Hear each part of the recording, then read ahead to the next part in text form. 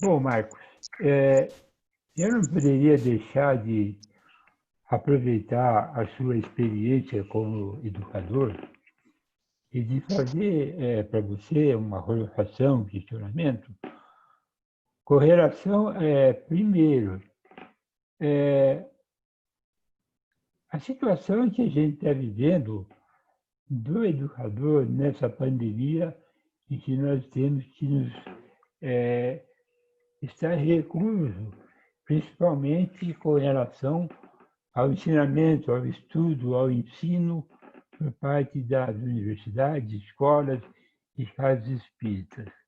A segunda colocação é como é que você vê o futuro da educação no nosso país, tendo em vista que essa situação que nós estamos vivendo, a gente não tem mais o tete a tete no professor, aluno-professor, que eu vejo que o pai é tão importante para o filho, assim como o professor, como educador, como evangelizador, é importante para o aprendiz, para o aluno, né?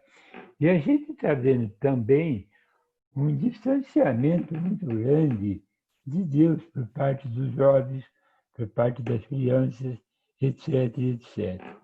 E aí a gente tem também a informação dos espíritos, que tem muitos espíritos reencarnando para resgatar a moral do planeta. Gostaria que você falasse um pouco sobre essa colocação que eu fiz. Muito bem, Alfredo. Isso vai dar outra palestra, né? Porque o tema realmente é muito profundo. Primeiramente, nós temos que conversar aqui sobre o que entendemos a respeito da educação. Aqui no Brasil, a educação tem sido muito confundida com a instrução, com o ensinar conteúdos de disciplinas curriculares. Isso faz parte da educação, mas não é, propriamente dita, a educação. Educação significa desenvolvimento do ser integral de todas as suas potencialidades cognitivas e emocionais. E hoje o que nós temos visto é um sistema de ensino que está ligado praticamente com exclusividade ao desenvolvimento cognitivo das novas gerações, das nossas crianças e dos nossos jovens. E mesmo assim, com o processo ensino-aprendizagem centrado no ensinar, ou, como cunhou o nosso querido professor José Pacheco, está centrada na ensinagem. Eu ensino, você aprende, e se não quiser aprender, não é problema meu. É assim que nós estamos vendo o nosso sistema. Quando, na verdade, o sistema, dentro desse processo, deveria estar centrado na aprendizagem. E que nós, educadores, temos que permitir que os nossos educandos façam esse processo. Ou seja, tenham autonomia. Autonomia, obviamente, com responsabilidade, para que eles aprendam a respeitar o direito do próximo, percebam o quanto é bom, o quanto é importante conhecer e, claro, aprenderem a conhecer também, a colocar em prática esse conhecimento, mas colocar em prática não olhando apenas para si mesmo ou seus grupos de interesse, mas tendo a chamada visão global, a visão coletiva, porque o bem, ele só é o bem quando faz bem para todos. Vou repetir.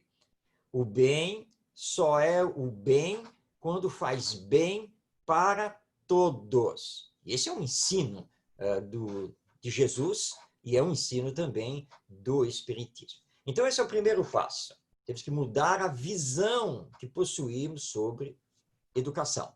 E dentro dessa mudança de visão, entender que educação não se faz apenas na escola. Educação se faz também na família. Educação se faz no templo religioso. Educação se faz na empresa e assim por diante. E que educação é processo para toda a vida. Educação não se circunscreve exclusivamente ao período escolar, que mais ou menos vai aí dos 5 ou 6 anos até lá os seus 25 anos, alguma coisa assim, se considerarmos, né, da educação infantil até o ensino superior. Nós temos que estudar sempre, conhecer sempre, mas também aprendermos um pilar da educação que é muito importante, que é aprender a desconstruir. Ou seja, diante de toda e qualquer informação nova, estarmos prontos para absorver essa informação nova e mudar em nós conceitos, valores, hábitos. E isso o Espiritismo nos pede muito. Então, o que vem acontecendo nas últimas décadas? Como deixamos a educação de lado e não temos tido preocupação com a questão do desenvolvimento afetivo e emocional, que Allan Kardec chama de educação moral. E, aliás, eu nem posso falar disso dentro das escolas, nossa, porque só falta eu ser linchado, né, quando eu falo de educação moral, porque as pessoas confundem isso com religião, com exclusividade da família, e nós temos que tomar cuidado que não é por aí. Nós estamos falando do ser integral que nós somos. Pois bem, então o que nós precisamos fazer com as novas gerações? Religá-las a Deus. Aliás, a palavra religião significa isso, né? Religar a Deus. Do ponto de vista espiritual, mas também racional. Porque na medida que você desenvolve a inteligência, você vai desenvolver o lado moral, que é o que está faltando. E aí dizem, e vários especialistas da educação, que as novas gerações, neste século XXI, iniciando o terceiro milênio, precisam aprender a regra de ouro da educação. Que regra de ouro é essa? Eu tenho certeza que todos vocês que estão participando aqui conhecem muito bem essa regra de ouro, porque, afinal de contas, ela já está conosco há mais de 2000 anos. E que é a seguinte, e vocês vão lembrar quem a ensinou. Precisamos aprender a fazer ao outro somente aquilo que gostaríamos que o outro nos fizesse. Quem ensinou isso? Jesus. Há mais de 2000 anos. E que agora os especialistas estão entendendo que é a regra de ouro da educação. Vou dar um exemplo aqui bem prático. Eu estava em deslocamento aqui no Rio de Janeiro, de ônibus, era mais ou menos meio-dia, passava já de meio-dia, indo para meio-dia e meia, e peguei o trânsito, o deslocamento dos estudantes das escolas. E um grupo de estudantes, adolescentes, pré-adolescentes, né, entraram no ônibus. Eles eram de escolas públicas. Entraram, aqui no Rio de Janeiro nós entramos pela frente para sair por trás, então eles entraram, passaram pela roleta lá com seus cartões, né, e foram logo lá para o final do ônibus, que é a saída. E claro, né, na algazarra, tomaram conta da saída do ônibus. E eu já estava chegando onde eu deveria descer. Então eu dei o sinal, e mais uns 2 ou 3 passageiros, mas só que eles não davam passagem para que nós pudéssemos sair do ônibus. O ônibus chegando no ponto. Então eu olhei para o garoto, que estava assim junto da porta, tomando conta da escada, e eu olhei para ele e disse assim, meu filho, olha só, você está num espaço público, porque o ônibus é um espaço público. Então, a mínima coisa que você deve fazer aqui é respeitar o direito dos outros. Ou seja, por favor, me dá passagem para que quem quer descer possa descer. Eu corri um risco muito grande, porque ele poderia ter partido para cima de mim, né, porque eles estão muito agressivos, mas um outro colega dele, ao ouvir a minha fala, disse assim, cara, sai daí, não está vendo que você está atrapalhando? Aí ele, quando viu a reação assim do colega, olhou para mim de alto a baixo e deve ter pensado, eu vou deixar esse velho passar. Velho mesmo, tá? Porque eu já estou meio careca, barba branca, tá, né? Já passei de uma certa idade que eu não vou revelar aqui. Né? E ele deu a passagem. E aí nós perguntamos, espera um pouco, são alunos de uma escola. Não importa se pública ou particular, são alunos de uma escola. Todos eles têm família. Todos eles estão escolarizados, estão dentro do processo educacional. Mas parece um bando que não tem respeito a ninguém, a nada. Quem está falhando aí? A família? A escola? O sistema? As autoridades públicas? Nós todos estamos falhando. E é claro que tanto a família quanto a escola não estão conseguindo educar. Porque ele não tem educação. Ele não sabe respeitar o próximo. Só olha para si mesmo. E, normalmente, tenta resolver todas as situações na violência, no desrespeito ao próximo.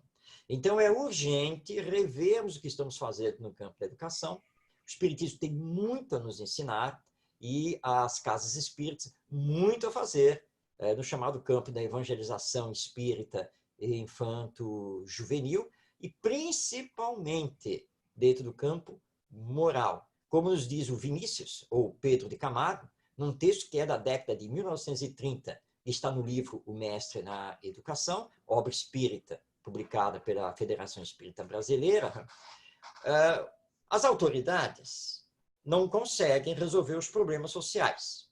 Mas eles têm diplomas, são formados em sociologia, em administração, em antropologia, em economia, etc. Muitos têm doutorado, têm PhD, é porque não conseguem resolver os problemas sociais. É porque falta para eles sentimento. E isso é urgente nós trabalharmos. Não adianta darmos uma aula aqui de intelectualidade, de conhecimento, se nós não somos sensíveis e se não pensamos nos outros. Educação é tudo. Para renovarmos a humanidade, sem nenhuma dúvida, nós temos que utilizar a educação. Mas a educação, como verdadeiramente ela é e deve ser, não como nós estamos hoje entendendo, que é simplesmente ensinar, que é simplesmente instruir. Então, aqui eu encerro a minha resposta novamente aqui, confirmando com Allan Kardec. O que nós estamos precisando urgentemente é de educação moral para nós e para as novas gerações. Obrigado, Marcos. Está aberto.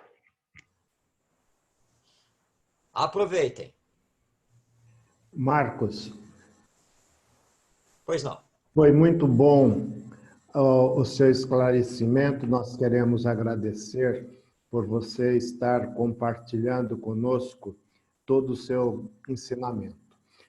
O que você me fez lembrar hoje é quando você falou que a Zakoff teve uma felicidade, né, de se reencontrar com a sua mãe naquele efeito físico, e ele foi chamado pelo apelido carinhoso que a sua mãe o chamava, né?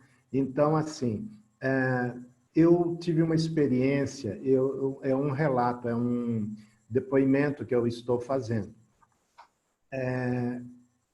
Em 1974, aliás, desculpe, em 1970, minha mãe faleceu. Eu morava em Sorocaba. E já tinha planos de me mudar para Botucatu. E eu, na minha ignorância, pensava sempre assim: quando eu estiver em Botucatu, eu vou frequentar um centro espírita e quero ter o prazer de me encontrar com a minha mamãe.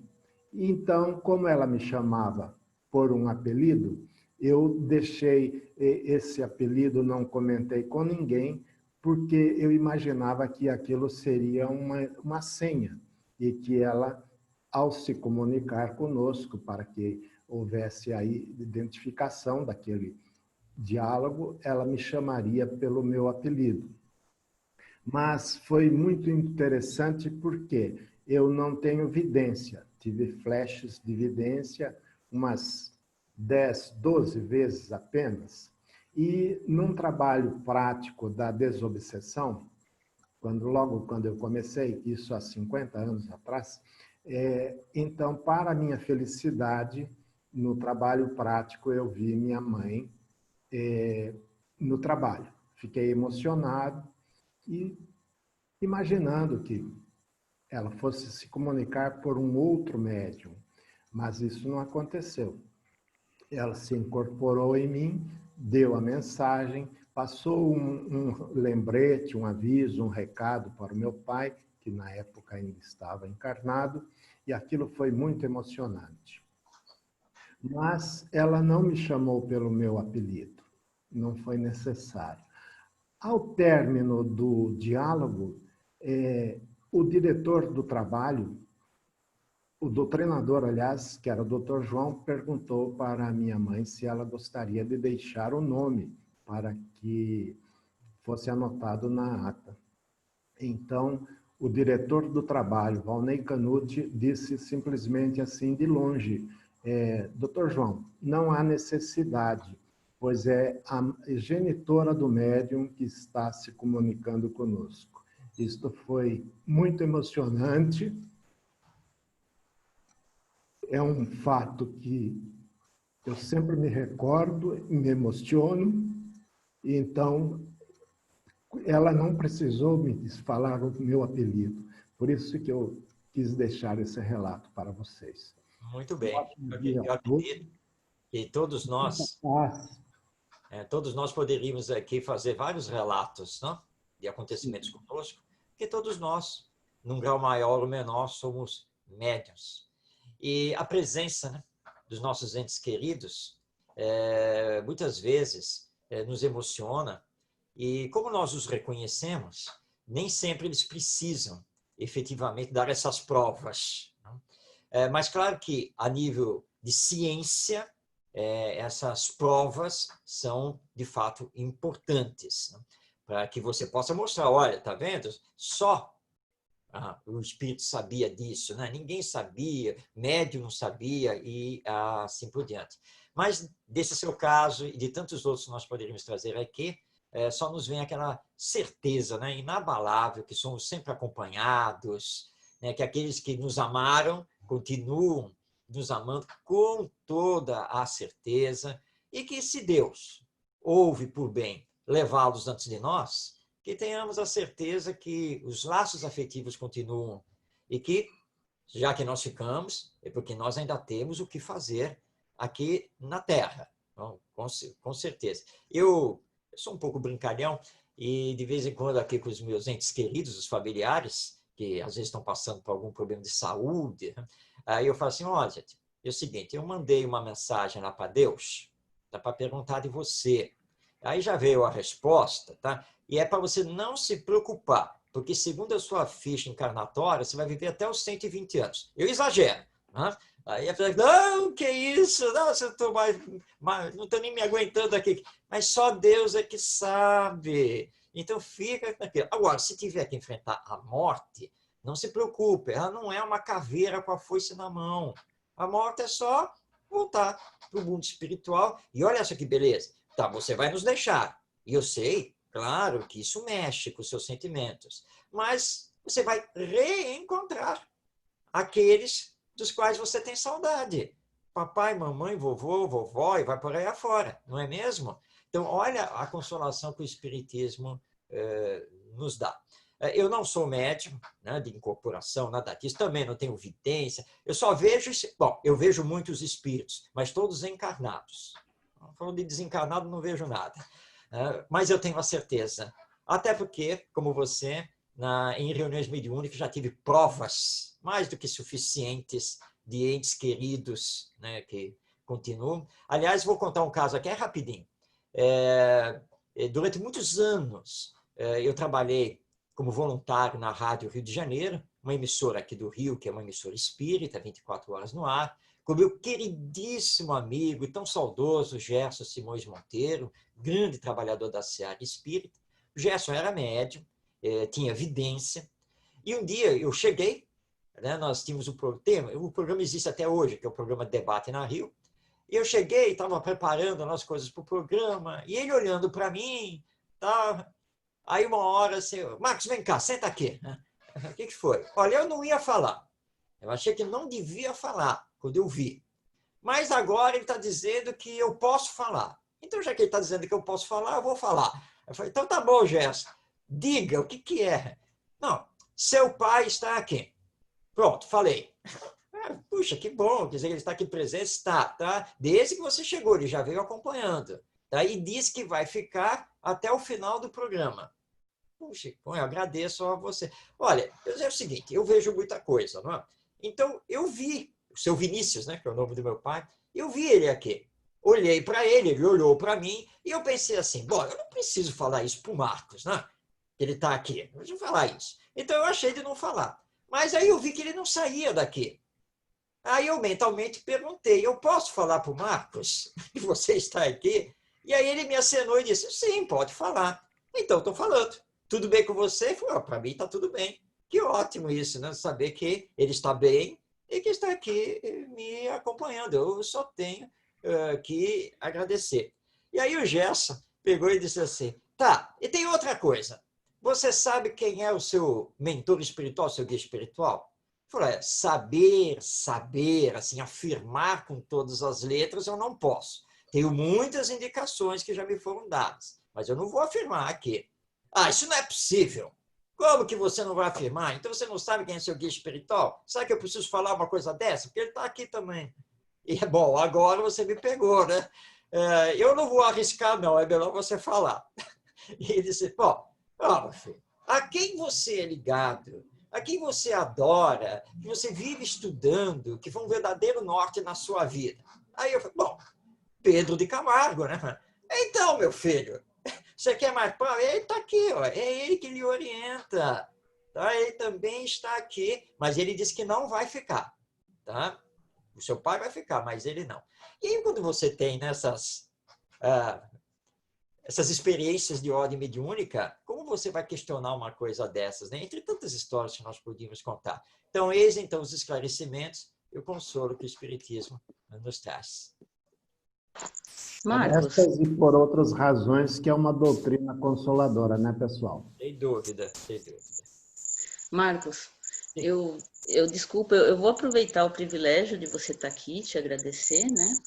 Eu gostaria, assim, de tocar contigo nesse processo de aprendizagem, né? Você trouxe o Pacheco, né?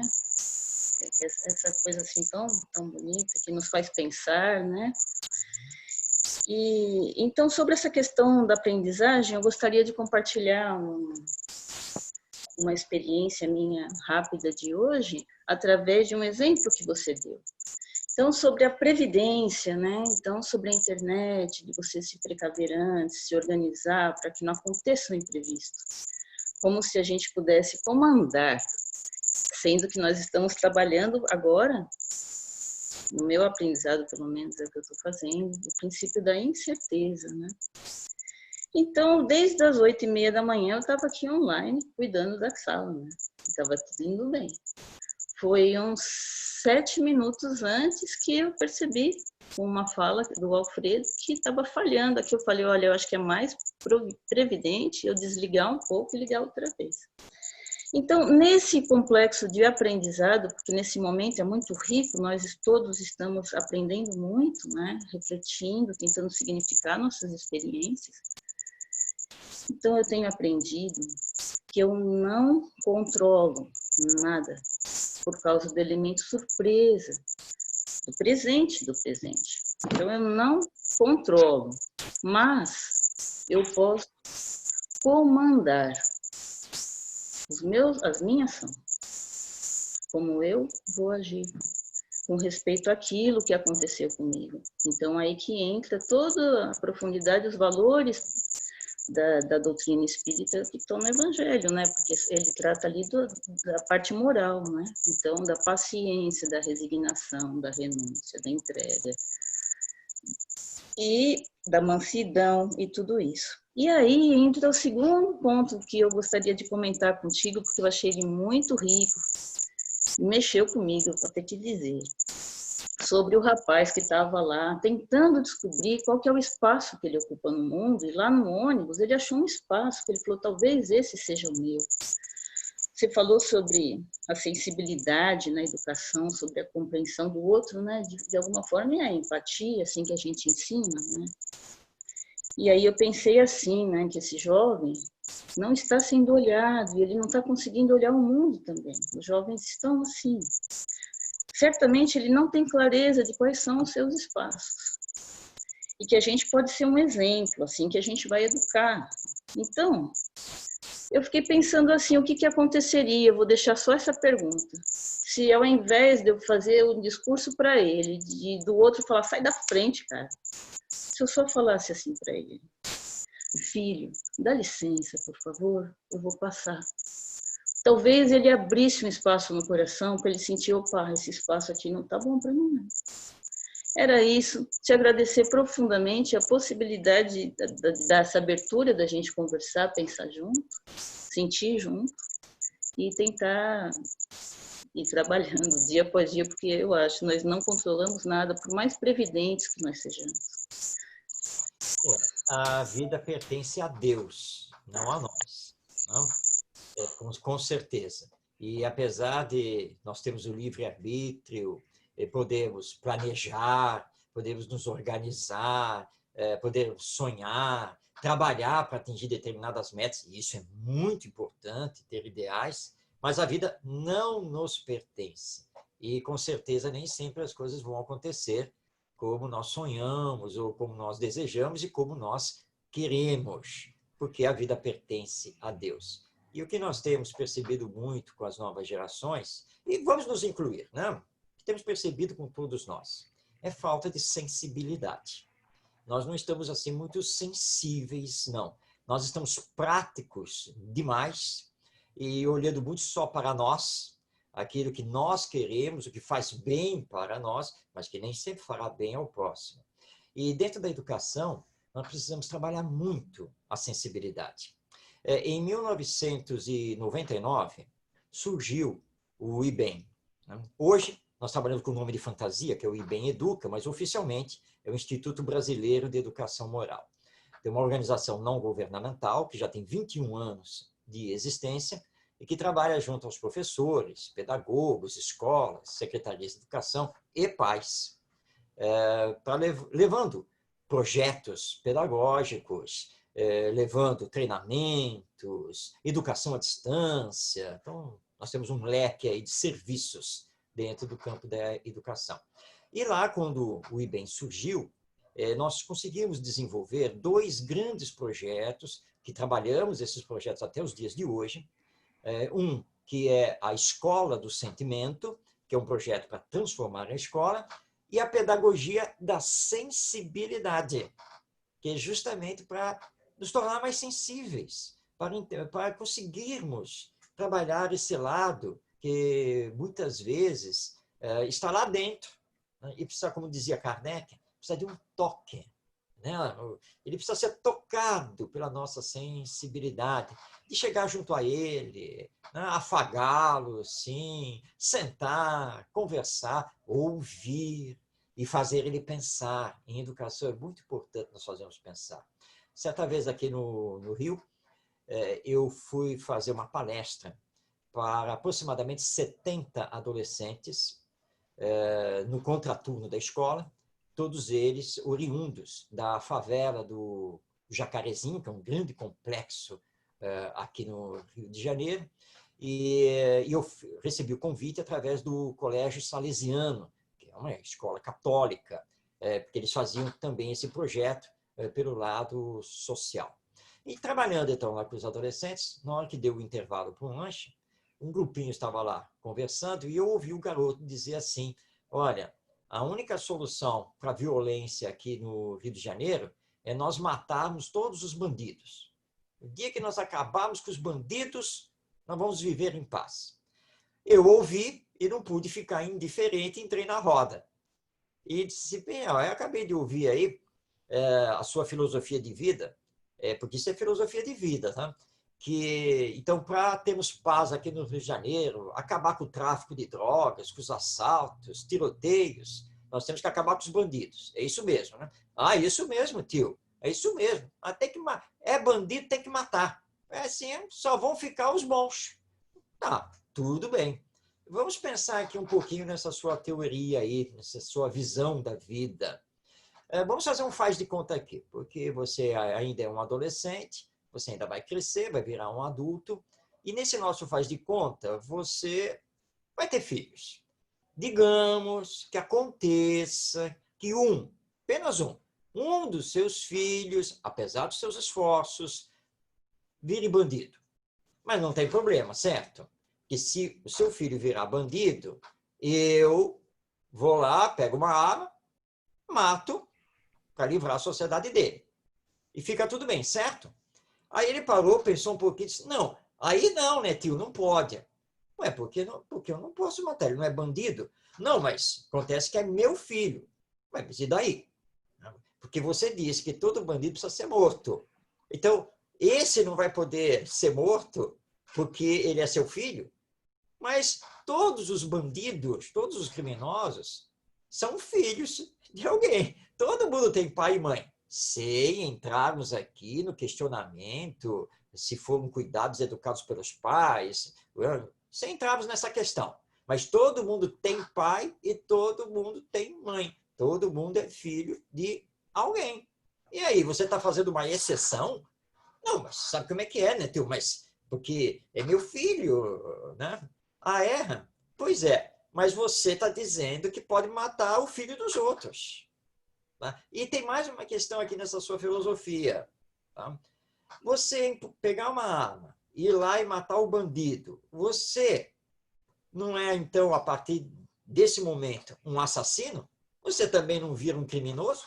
Aí ele parou e disse, não, bem, não, né, porque eu estou só limpando a sociedade, né? Não, mas se você está limpando a sociedade, matando um outro ser humano. Quem mata outro ser humano é um assassino, tem que responder perante a lei. Aí ele, então, parado, ah, tio, o senhor está dando um nó na minha cabeça. Não, não, eu não estou querendo dar um nó na sua cabeça, eu quero que você pense. E pense em mais uma pergunta. Será que, utilizando da violência, nós vamos resolver a violência? Ah, mas aí faz o quê? Isso nós vamos estudar agora quando nós voltarmos deste intervalo. Até lá você fica pensando, tá bom? E aí eu saí da rodinha e deixei que eles ficassem lá conversando e pensando.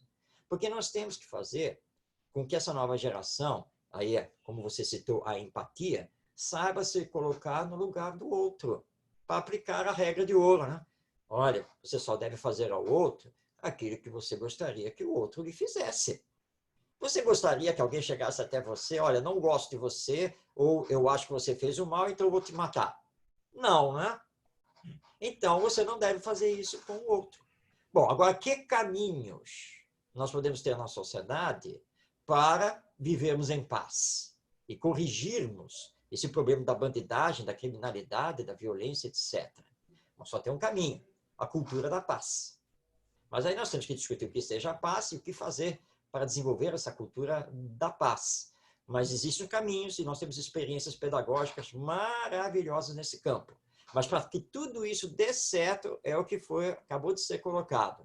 Nós precisamos ser trabalhados na nossa sensibilidade, para entendermos o amor ao próximo, que é a grande chave educacional. Com certeza esse é o caminho, e que nós, em todas as circunstâncias aqui da nossa existência, possamos lembrar disso para agirmos com essas gerações, para que elas encontrem o seu verdadeiro espaço e que esse espaço respeite também o espaço do outro.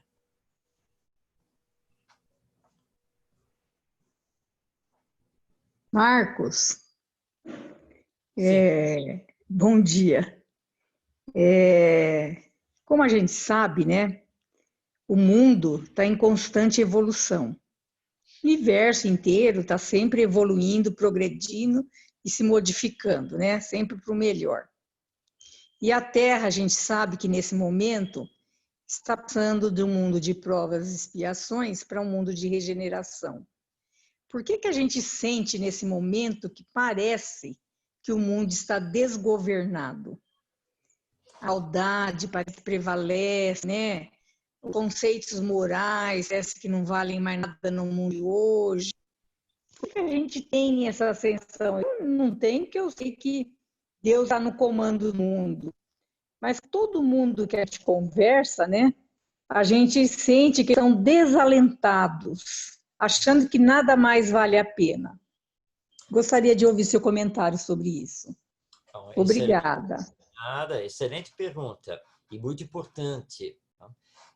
O que está acontecendo nessa fase, nesse processo de transição de mundo de expiações e provas para mundo de regeneração, é que nós estamos vivendo um período de crise moral, crise de valores.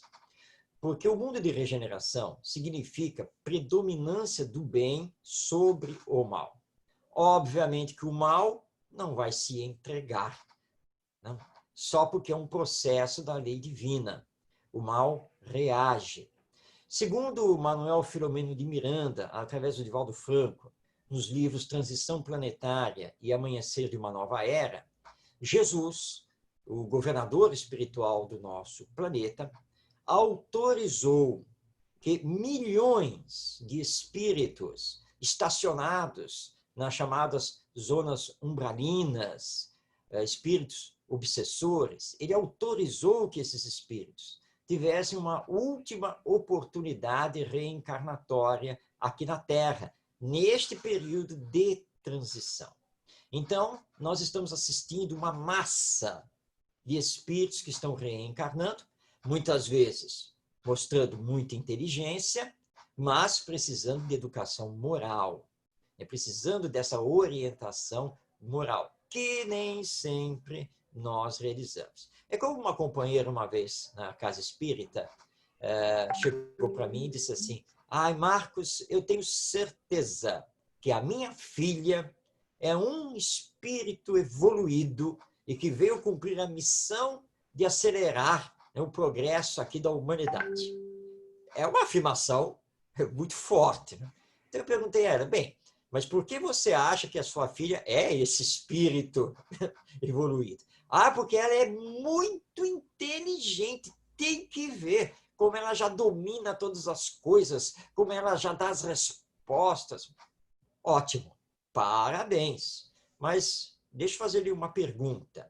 Além de muito inteligente, a sua filha é obediente, é carinhosa, sabe respeitar os limites, né, que você e seu marido colocam para ela? Aí então ela respondeu assim: e aí é um problema. Ela é respondona, ela não gosta de obedecer, etc, etc. Então eu tive que ser muito sincero com ela, essa minha amiga, e dizer assim: olha, então você vai me desculpar, mas não me parece que a sua filha seja esse espírito evoluído, benfeitor, que veio aqui para regenerar a humanidade. Porque espírito bom, espírito evoluído, mais aperfeiçoado, ele não é apenas na área intelectual, ele é na área afetiva, emocional.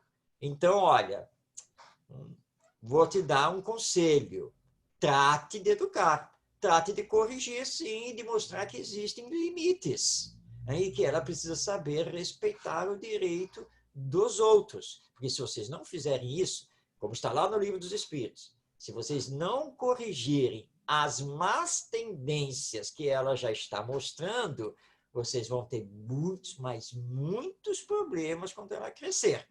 Tá bom? Então é isso. Nós estamos passando por esse período de crise e estamos recebendo esses espíritos, mas que precisam da nossa orientação. Educar dá trabalho? Ai, como dá. É um desafio constante? É verdade. Mas são nossos irmãos e nossas irmãs que estão reencarnando e tudo precisamos fazer com eles. Mas eles estão reagindo. Egoísmo, orgulho, violência ainda predominam em muitos deles. Mas isso vai passar, porque é da lei divina que todos haverão de desencarnar, retornar ao mundo espiritual, e ao retornar ao mundo espiritual, eles deverão ser levados a outros planetas mais compatíveis com o nível evolutivo deles. Mas a nossa competência é, pela educação, resgatá-los, conseguir os colocar no bom caminho. Então, tenhamos calma, paciência, fé, que este período de crise moral ele vai passar. Quando? Os espíritos superiores não colocam datas.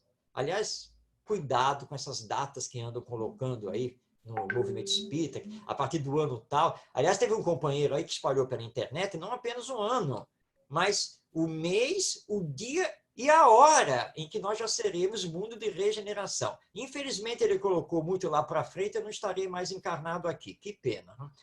Essas informações não são informações reais. É processo. Ele vai acontecendo e é muito dependente do que nós estamos fazendo aqui com o nosso livre-arbítrio e com os esforços que estamos realizando dentro do campo da educação e com as novas gerações. E lembrando, nós precisamos ser o bom exemplo. E para sermos o bom exemplo, temos que fazer a nossa autoeducação, nosso autoconhecimento, que é muito fácil cobrar dos outros. É como às vezes nós fazemos em casa. Quando é que você vai aprender essas lições do Evangelho que nós fazemos aqui toda semana e você vai se corrigir e você isso e você aquilo? Já perceberam como nós fazemos muito isso? Mas não olhamos para nós, né? E aí veio o ensino de Jesus. Você é capaz de enxergar o cisco no olho do outro, mas não vê a trave que está no seu olho. A pergunta não é essa. Quando é que você vai se melhorar? A pergunta é outra. Quando é que eu vou me melhorar? E quando eu me melhorar, eu serei exemplo. E o exemplo arrasta. Então, calma. Vamos falar para todo mundo, a todos que estão aí desesperançados, que essas crises que estão acontecendo, a crise da pandemia do novo coronavírus, a crise econômica, a crise moral, crise social, né? Tudo isso é passageiro. E de todas essas crises, nós podemos tirar grandes ensinos. Os sociólogos, os grandes estudiosos, dizem que toda nova fase da humanidade, ela sempre se inicia após uma crise. Crise essa que, às vezes, no passado, levava até a guerras civis, mas é sempre depois de uma crise que nós temos uma nova realidade social. E nós confiamos. Confiamos em Deus, confiamos em Jesus, os nossos anjos da guarda, esses guias protetores, e temos que fazer, então, a nossa parte para acolher essa nova geração e mostrar a eles a realidade imortal da alma e que há uma grande necessidade de aprendermos a nos amar. Bom dia. Bom dia. Bom dia. Vou falar só um segundinho, tá? Por favor. Eu acredito assim que não é bem uma educação, né, do ser humano, de todos nós em si. É uma reeducação do espírito, né? Porque todos os atributos que o espírito tem, conquistou, ele não perde, né? Então, quando ele reencarna, já que foi reeducado, reeducado, ele já aceita, né? E aprimora, que ele não perde nada, né, do que conquistou, né, os atributos. E aí, aqueles, por exemplo, que estão já em, todos nós estamos nos reeducando, e principalmente no ponto de vista moral, né, do espírito. E tem uma frase aqui muito bonita, que é da minha querida mãezinha, que eu tenho até como mentora, assim, sabe? E agora há pouco, eu ouvindo tudo, e me veio essa intuição, né? Então, vou passar, vai valer a pena, até para um fechamento aí para o senhor, tenho certeza.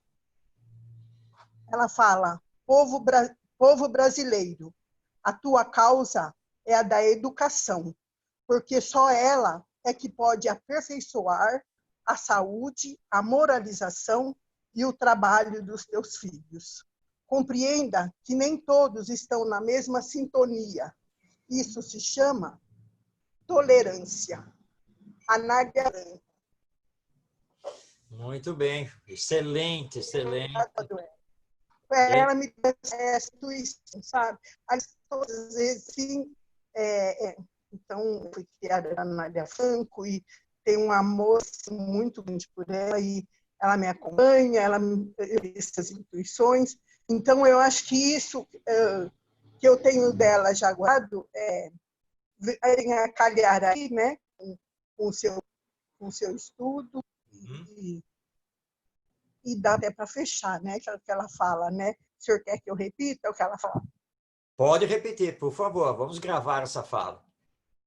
Povo brasileiro, a tua causa é a da educação, porque só ela que pode aperfeiçoar a saúde, a moralização e o trabalho dos teus filhos. Compreenda que nem todos estão nessa mesma sintonia. Isso se chama tolerância. Anália Franco. Muito bem.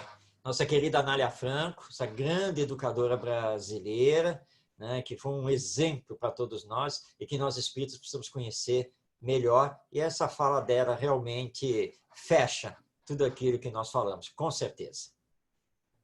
Muito obrigada. Bom dia. Marli, alguma pergunta? Marli? Marcos, você estava falando dos exemplos, você ilustrou várias situações, e eu estava lembrando de uma situação que eu vivi, é bem rapidinho que eu vou falar. Eu sou professora aposentada agora, mas há uns anos atrás, eu estava com uma classe do ensino básico de alunos de 8 a 10 anos no ângulo. E então, eu tinha, na minha classe de 30 alunos, tinha mais ou menos umas 6 crianças que eram uma verdadeira sumidade. Eram crianças assim que a gente até pensava, puxa, nem precisava estar aqui no 4º ano, podia passar para o 5º ano. A inteligência fantástica. Às vezes, a gente estava dando a aula e alguns até completavam aquilo que eu ia falar. Era uma inteligência assim, brilhante, brilhante. Mas aqueles mesmos alunos brilhantes, a educação não, a inteligência privilegiada, essas mesmas crianças, na hora do lanche, com todas aquelas latas que tinha ali no pátio para jogar o lixo do lanche, eles desembrulhavam o lanchinho e jogavam os papéis, os plásticos, os copinhos no chão do pátio. E uma vez eu fiquei olhando, né? Puxa, mas que educação moral que essas crianças têm? Zero, nenhuma. E chegamos até perto delas, né? E comentamos, olha, tem tantas latas de lixo aqui, cada uma com uma cor para colocar o plástico, o papel, o vidro. Por que vocês jogam os papéis, os copinhos, tudo no chão? O que tem, tia? Depois vem a servente aqui, ela limpa e pronto. Então, aquilo que você falou agora, no comecinho da tua fala, que o mal do mundo é a educação, e a gente já vivenciou essa situação várias vezes, não tem como negar. Se você não educar o ser humano, você não vai ter um ser em evolução. Não tem. Nós damos aula também para as crianças da evangelização. Eu já sou evangelizadora há quase 40 anos. E agora, com essa pandemia, né, nós não estamos mais presencialmente, não estamos dando mais aula, mas nós estamos, através do Zoom, completando, né, o planejamento que fizemos no começo do ano. Sempre a gente faz um planejamento. Mas esse ano ficou tudo diferente. O planejamento que nós tínhamos no começo do ano, nós não estamos podendo fazê-lo, porque quando abrimos a sala do Zoom, as crianças que chegam até nós são crianças de 5 a 12 anos. E então nós optamos pelas parábolas. A gente conta, cada sábado a gente conta uma parábola, porque toda parábola tem uma moral fantástica, e vamos começando falando numa linguagem bem simples para que os de 4 anos consigam entender, e depois a gente vai aumentando o vocabulário até atingir os 12 anos. Está dando certo, está dando certo. Mas a gente vê, do lado da falta da educação moral, a gente percebe a vontade também desses espíritos que estão emborcados agora num corpinho infantil, a vontade que eles têm de aprender. Por exemplo, nós contamos a parábola do bom samaritano, e depois, no finalzinho, a gente perguntamos qual a parte que você mais gostou. E todas as crianças que a gente perguntou disseram a parte que o samaritano chegou e ajudou o homem caído na estrada. Isso, para mim, foi olha, foi uma coisa emocionante, porque no mundo que nós estamos vivendo, como a outra companheira falou, nós estamos vivendo muita violência, a mídia é muito violenta. Então, eu pensei, eles vão dizer alguma coisa. Nunca imaginei que eles fossem falar que era o bom samaritano. Sim. Mas eles disseram, eu gostei mais da parte que o samaritano ajudou o homem machucado. Então, puxa, é uma luzinha no fim do túnel. São 20 crianças, que 2 saiam evangelizadas, que uma consiga percorrer o caminho de Jesus, o caminho que ele ensinou. Eu acho que a tarefa está cumprida, né? Sem dúvida. Muito obrigada, Marcos, pelas suas palavras. Eu tenho, nada. o Alfredo sempre me dá alguma coisa sua, e ele me deu uma apostila que eu sigo muito, chamada Aprendendo a Educação Espírita, sabe? Para a gente poder se armar, para poder conversar com esses espíritos que estão chegando agora, porque são espíritos muito inteligentes. E se a gente não der uma resposta satisfatória, eles perdem a confiança. Já percebemos também isso.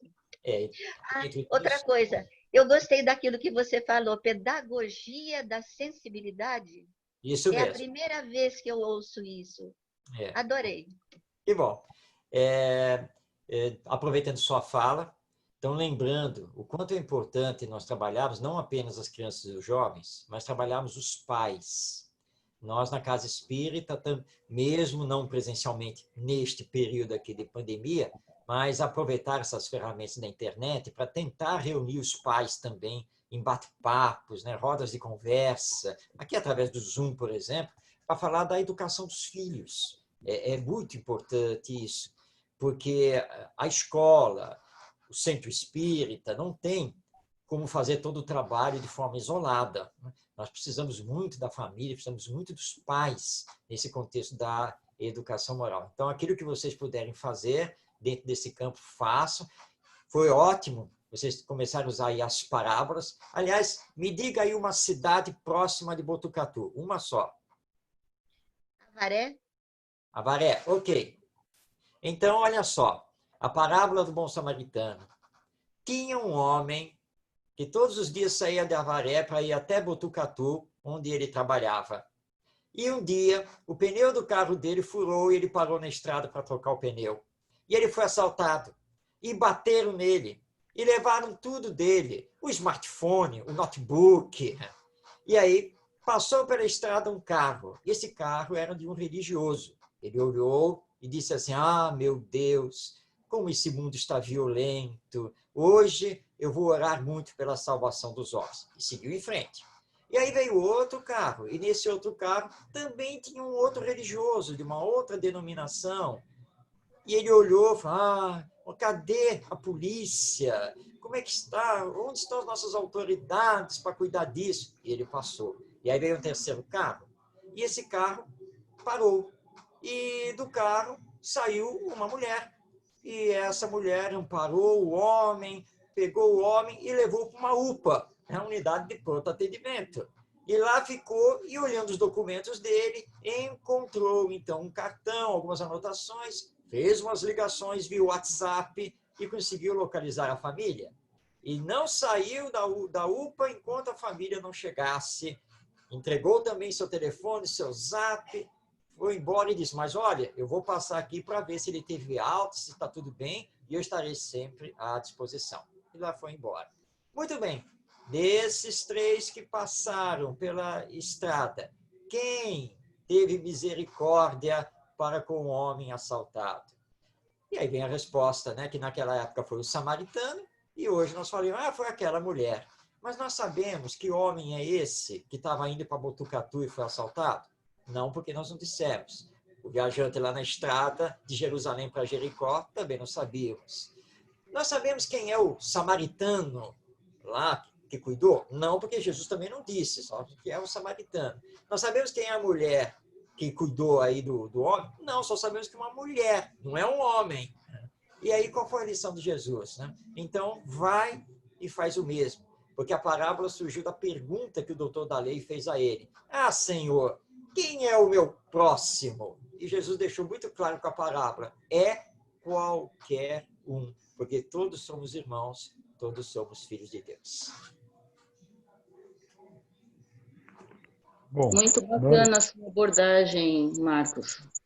Mas eu queria só dizer assim que eu faço parte desse grupo da evangelização, que as imagens daquela época, a carroça, os bois, a estalagem, o deserto, tudo isso fascina também o imaginário das crianças e conduz elas inconscientemente para aquele lugar, para aquela época.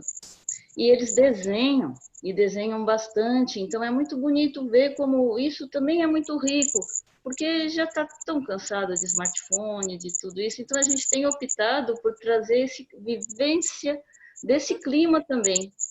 Claro, perfeito. Eu apenas contei, na atualidade, apenas para mostrar que a parábola... Sim, é interessante dar para transpor para todas as épocas, isso que é muito lindo, e na hora deles comentarem, eles transpõem, né? Se a gente está falando da parábola do filho pródigo, na hora deles falarem, eles vão falar, eu sou a irmã mais velha, aí o outro, eles conseguem transpor com muita facilidade. Em termos educacionais, eles aprenderem a contextualizar, né, para os dias de hoje e para a própria vida. É isso aí. Mesmo. E, gente, eu tenho a impressão que a Silza quer falar. Você está me ouvindo? Vocês estão me ouvindo aí? Sim. Não, eu estou só, como se diz, estou me alimentando da palestra, entende? Então, estou recebendo as informações, eu vou trabalhando a minha imaginação, mas eu só tenho a agradecer. Muito boa mesmo. Valeu. Muito obrigada. E eu que agradeço a oportunidade. Bom, nós estamos já caminhando para o final, já estamos a 1h30. Nossos agradecimentos ao Marcos por ele ter dedicado esse tempo num domingo.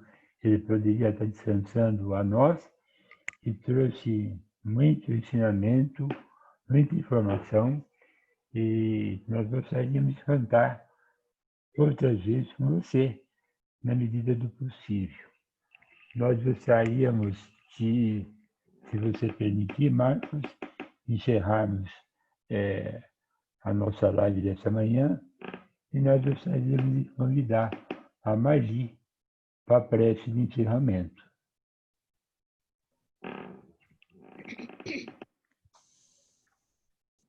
Então chegou o momento dos nossos agradecimentos.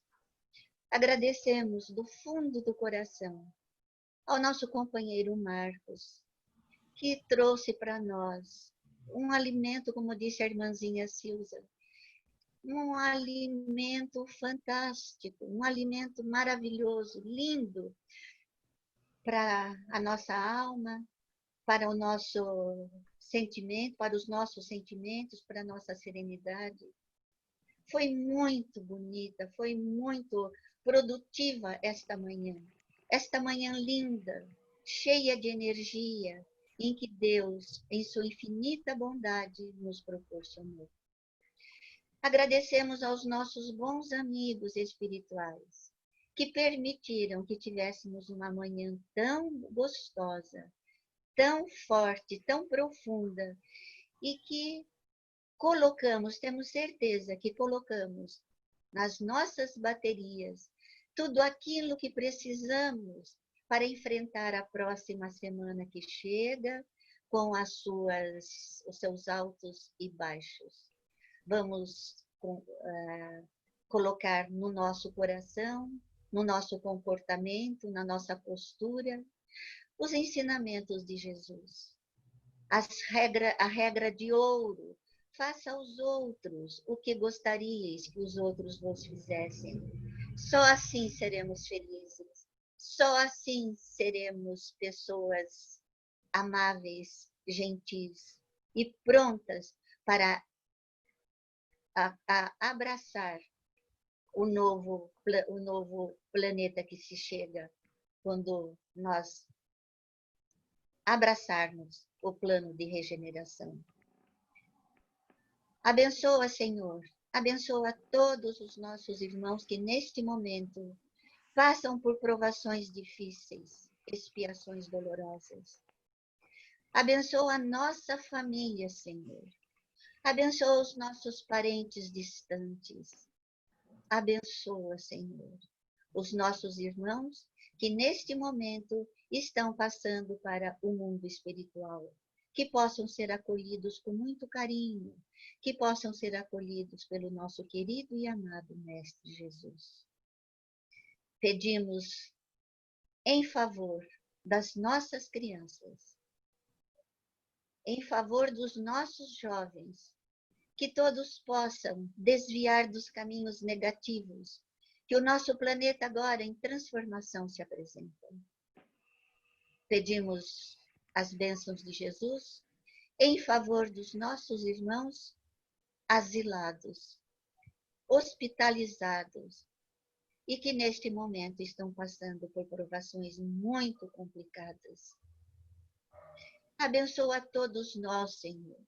Continue nos iluminando, nos fortalecendo, nos dando tudo aquilo que precisamos para podermos levar adiante os compromissos que assumimos antes da nossa reencarnação.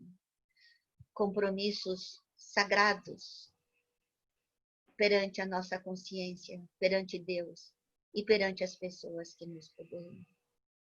Permita ainda, Senhor, que o nosso querido Marcos possa voltar e possa trazer mais lições, mais evangelho aos nossos corações. Abençoa todos nós neste domingo tão bonito. Abençoa todos os nossos irmãos que não puderam assistir à apresentação do amigo. E abençoa toda esta humanidade, Senhor. Todos nós precisamos das tuas bênçãos. Obrigada, Senhor. Que assim seja. Que assim seja, Senhor. Muito obrigado, Marcos. Muito obrigado. Um bom final de domingo. A todos nós. Muita paz para você, para a tua família. E que Deus abençoe você no seu trabalho e abençoe a todos os que estiveram conosco e os que não puderam estar conosco nesta manhã. A palavra com você, se você quiser fazer uma consideração final. O meu abraço a todos. Muito obrigado por esta oportunidade. Que possamos estar juntos e também um pouco mais à frente e continuemos vivos e fortes, porque não somos abandonados e nós vamos sim regenerar esta nossa humanidade com essa nossa visão de futuro. Jesus abençoe a todos. Grande abraço. Grande abraço. Abraço a todos. Abraço. Obrigado. Bom fim de semana para todos. Fiquem com Deus. Você também fica com Deus. Bom final de semana. Gratidão, Marcos. Deus te abençoe. Muito Eu obrigada. agradeço. Grande abraço a todos. Bom domingo para você e sua família. Obrigado. Tchau.